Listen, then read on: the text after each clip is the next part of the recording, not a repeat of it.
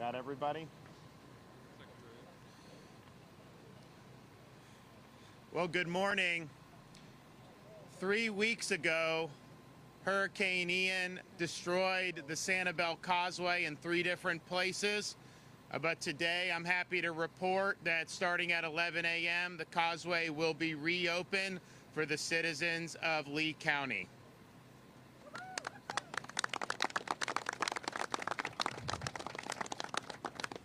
We have had, after search and rescue and some of those things were going, there was talk about how do we get more people back onto Sanibel. We were helicoptering in power people, boating people in, but at the end of the day, you really need to make it work.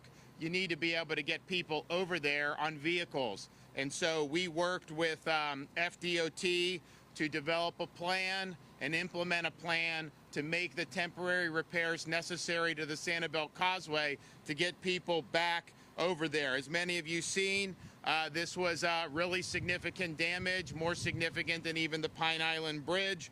We had an ambitious agenda and an ambitious roadmap to get this done by the end of October, but I'm happy today by opening it today. We're way ahead of schedule, and even when we got ahead of schedule initially saying October 21st, we've been able to beat that as well.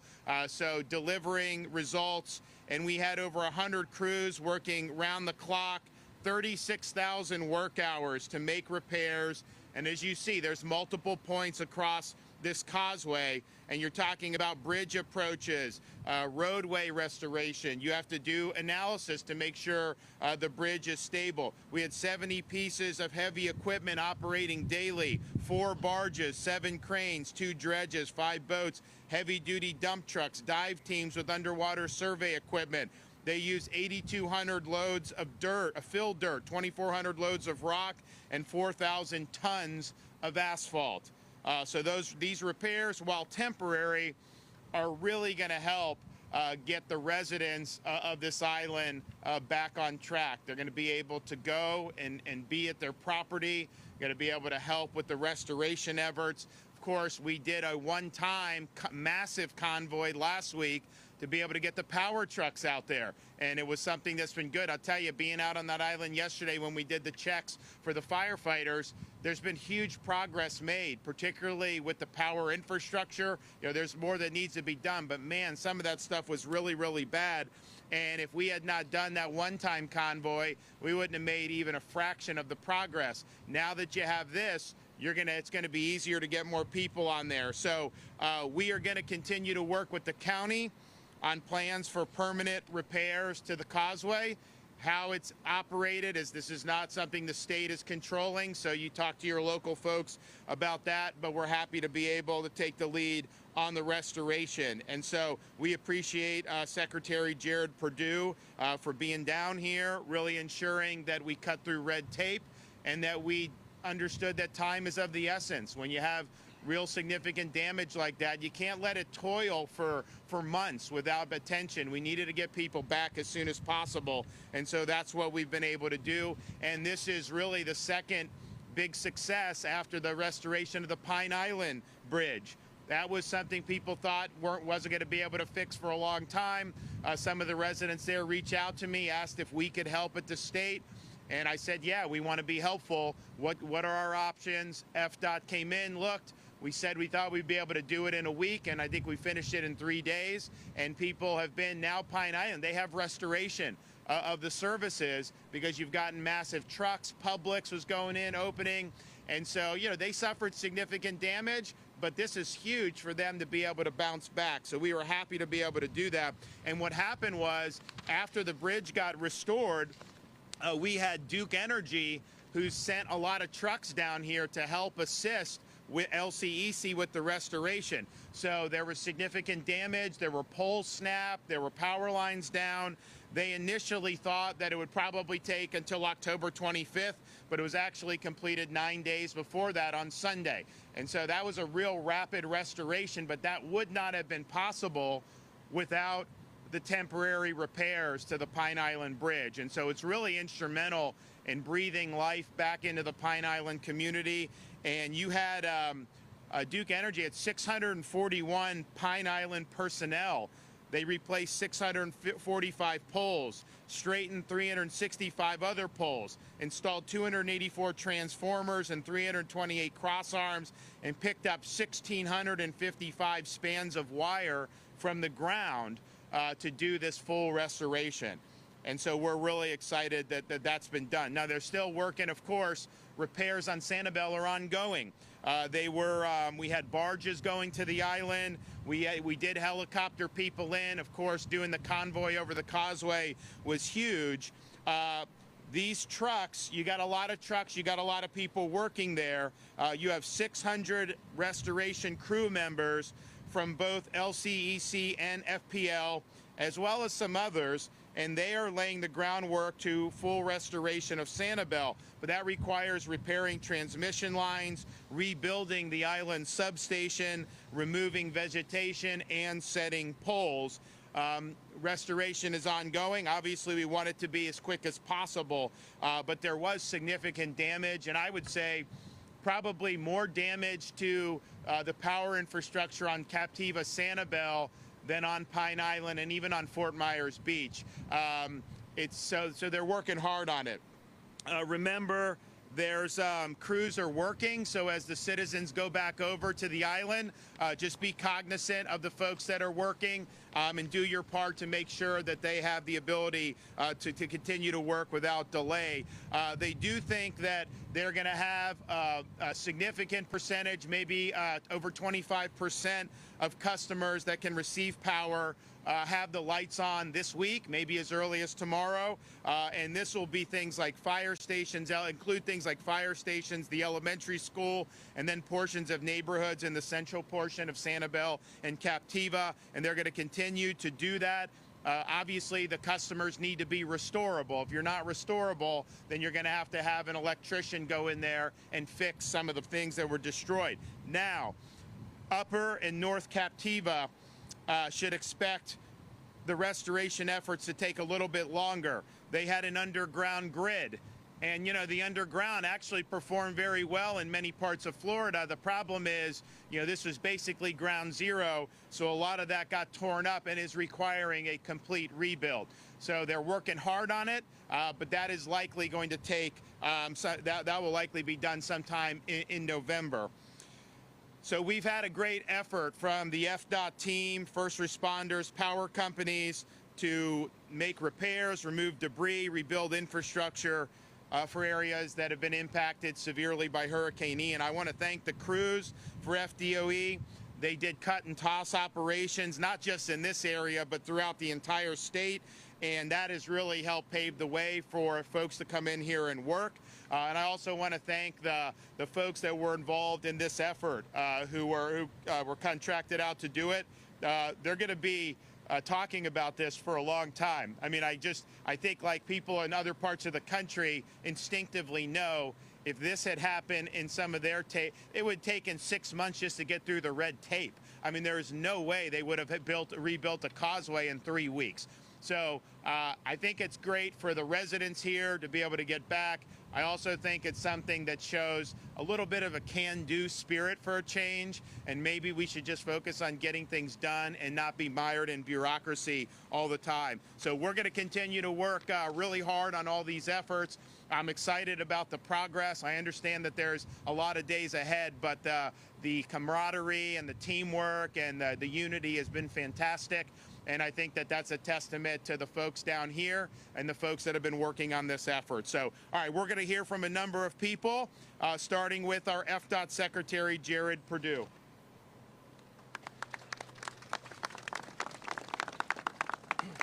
Thank you, Governor, and again, thank you for your leadership. It's incredibly gratifying to be here today and have been part of this historic partnership.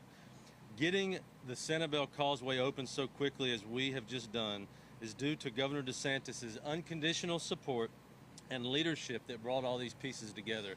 It's really incredible what you can accomplish when you cut through the red tape, as the governor mentioned, and you align behind a common set of goals, a common mission to help people. And people on this project truly have worked together day in and day out. Many sleepless nights. What many thought would take 6 months The governor pushed us to do it faster, and we delivered, and incredibly proud to be part of this team, Governor. Thank you. Operations at this project site have literally been 24/7 for the past 15 days to get the work done. Today marks 10 days ahead of our originally planned schedule. And as you heard, the resources and people that it took to do this that the governor mentioned, it truly is amazing. I can't mention enough how proud I am of our FDOT team and our contractors, and a huge thanks is also owed to all of our partners. To name a few, Lee County, Ajax Paving, Superior Construction, Demoya Construction, and Vulcan Materials helped deliver this project. Director Kevin Guthrie with DEM has been an incredible support mechanism through this entire response. The Florida Highway Patrol has been there with us day in and day out. Lee County Sheriff's Office has been incredible support. The City of Sanibel and the Federal Highway Administration, who's actually been at the table with us the whole time, working through solutions. While work here has been underway, FDOT and Lee County have also been performing temporary repairs on 4 other county-owned bridges in Lee County on the south side of Fort Myers Beach. Temporary repairs at Big Carlos Pass, Big Hickory, Little Carlos Pass, and New Pass are also complete and now open to residents, and again speaks to the governor's leadership in tearing down barriers and getting things done so people can recover quicker. As you can see, our team is no stranger to a challenge, and when these challenges impact the very well-being of our fellow Floridians in some of their most difficult moments in life, our team has stepped up and plans to be here every step of the way. Thank you, Governor. Proud to be on this team. Okay. Mayor Holly Smith. Good morning, everyone, and thank you for being here on what will prove to be one of our days in history for Lee County and for the city of Sanibel. I'm glad you're a part of it. On September 28th, Hurricane Ian cut a swath of destruction throughout our beautiful sanctuary island that was unprecedented. The storm surge, ranging from 8 to 12 feet, pushed homes from their foundations, while winds broke through structures and stripped the foliage from our lush vegetation. The combination of wind and storm surge cut off Sanibel's lifeline to the mainland when it breached the causeway in 5 places. As we assess the damage from boats and photographs, the sheer magnitude of the repairs settled in, and we prepared ourselves for many months of reconstruction as we began to plan for barge and ferry service. But on October 4th, Governor Ron DeSantis charged the Florida Department of Transportation with making temporary repairs to the causeway by the end of October. Because of the governor's leadership and determination, and because of the technical and project management expertise within DOT, we will, within minutes, reconnect Sanibel Island to the shores of Lee County and expedite our recovery from this hurricane. I want to thank Governor DeSantis for being a man of action and delivering not only the repairs to this causeway in record time, but also for directing all of the state's agencies to assist Sanibel and Southwest Florida in the most expeditious and comprehensive response effort ever undertaken. I also want to thank FDOT Secretary Perdue, FDOT District Secretary L.K. Nadum, and Project Engineer Katie Sherrard, as well as the army of men and women who rebuilt this causeway, working 24 hours a day, 7 days a week, to ensure Sanibel's transportation and economic network was revived. I thank my friend Lee County Commissioner Chair Cecil Pendergrass, the entire County Commission, the staff of the County Manager's Office, and the Lee DOT for their close work and collaboration with Governor DeSantis and FDOT to eliminate any barriers, float barges, and literally build bridges. Finally, I want to thank Governor DeSantis and Kevin Guthrie, Director of the Florida Division of Management, Emergency Management, for quickly providing Sanibel with people, generators, food, technical expertise, services, boats, and barges that were so critical to the initial search and rescue operations and response efforts that our island community required. Today is a day where our sunrises are going to be a little bit brighter and our sky will become a little bit bluer, as it's a day that transforms and accelerates the recovery for each and every Sanibel resident, business, and property owner. On behalf of the Sanibel community, my colleagues on our City Council, our city manager, Dana Souza, and all of our dedicated staff. I want to extend a heartfelt thank you to Governor DeSantis for showing us that actions do speak louder than words. Thank you, Governor. Yep. Thank you very much. All right, Cecil Pendergrass. Thank you. Good morning. Cecil Pendergrass, Chair of the Board of County Commissioners and a lifelong resident here in Lee County. I'd first like to thank the Governor and all his staff for the determination to get this done. This gateway to Sanibel is known worldwide. No matter where you go in the world, everybody knows Sanibel and Captiva. And this gives the residents of Lee County hope. 3 weeks ago, this storm devastated Lee County, and we'll be forever remembered for that. But as we stand here today, this shows the residents of Lee County there is hope. We will build. We'll remember the ones we lost, and we will be better after all this. So again, thank you to Lee County. Thank you to all the workers here this morning for getting this job done, for coming across the country. Again, thank you. All right, thanks. All right, Troy Thompson. Thank you very much. Yeah, thank you, Senator. Of course.